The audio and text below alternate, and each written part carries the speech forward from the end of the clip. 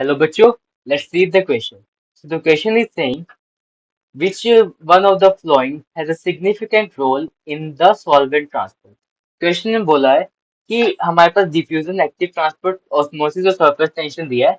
इनमें से बोला है कि किसका सिग्निफिकेंट रोल है सॉल्वेंट ट्रांसपोर्ट में। तो हमारा की कंसेप्ट क्या हो जाएगा यहाँ पे? So the key concept here will be solvent transport in plant. Solvent transport in plant. तो इसका मतलब क्या है? Solvent transport in the plant. तो एक सोल्यूशन की बात करूँ, I will give you idea about that. अगर मैं किसी सोल्यूशन की बात करूँ, सोल्यूशन के अंदर क्या होता है? एक सोल्यूट होता है और एक होता है सॉल्वेंट। दोनों से मिला के क्या बनता है? सॉल्वेंट। सोल्यूट लेस अमाउंट में होता है, वेयर सॉल्वेंट होता है मोर अमाउंट में। अब मैं एक एक करके ऑप्शन की बात करूँ, the first option is saying about diffusion. Diffusion क्या होता है? डिफ्यूजन होता है सोल्यूट के मॉलिक्यूल का मूवमेंट जहां से उसकी हाई कंसंट्रेशन है लो कंसंट्रेशन में। तो वो क्या होगा? So basically diffusion is what? Movement of movement of solute molecules solute molecules from high concentration from high concentration to low concentration to low concentration। इसी को क्या बोल रहे हैं? हम डिफ्यूजन बोल रहे हैं। Now the next thing is active process.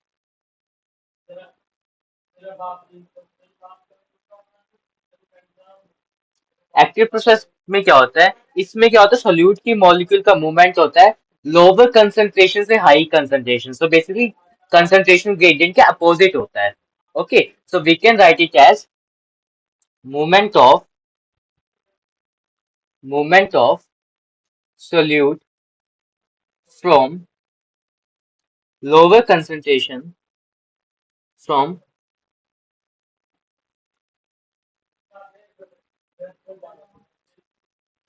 solute concentration to higher concentration।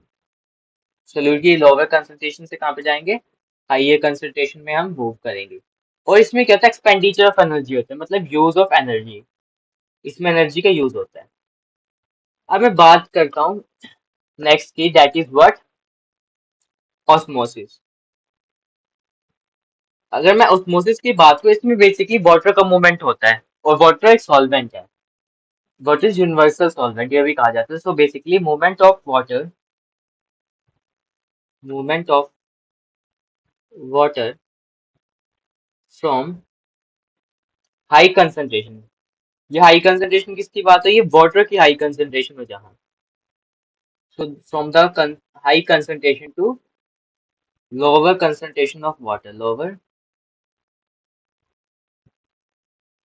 Concentration of water through semi permeable. ये किसकी वजह से होगा? Through semi permeable membrane. Semi permeable membrane.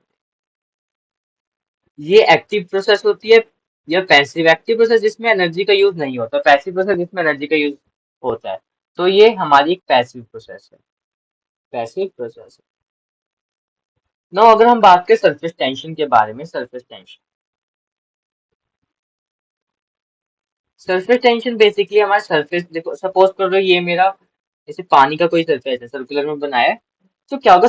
इसके ऊपर कुछ सरफेस टेंशन होगी जो इसको स्ट्रेच करके रखेगी, मेम्ब्रेन को, जो है ना, वाटर सरफेस। अगर सपोज करो वाटर सरफेस को क्या करके रखेगी? स्ट्रेच करके रखेगी।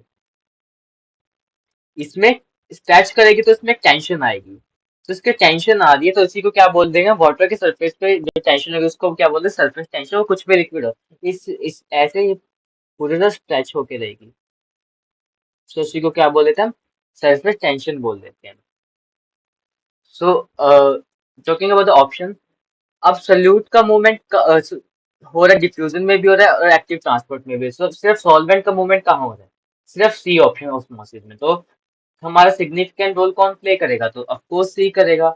So it could not be diffusion, क्योंकि वहां पे सोल्यूट का molecule high concentration low concentration में एक्टिव प्रोसेस में सोल्यूट का लो कंसंट्रेशन से हाई कंसंट्रेशन में हो रहा है with the expenditure of energy. But osmosis में क्या हो रहा है, सॉल्वेंट का मूवमेंट हो रहा है, we can say water also.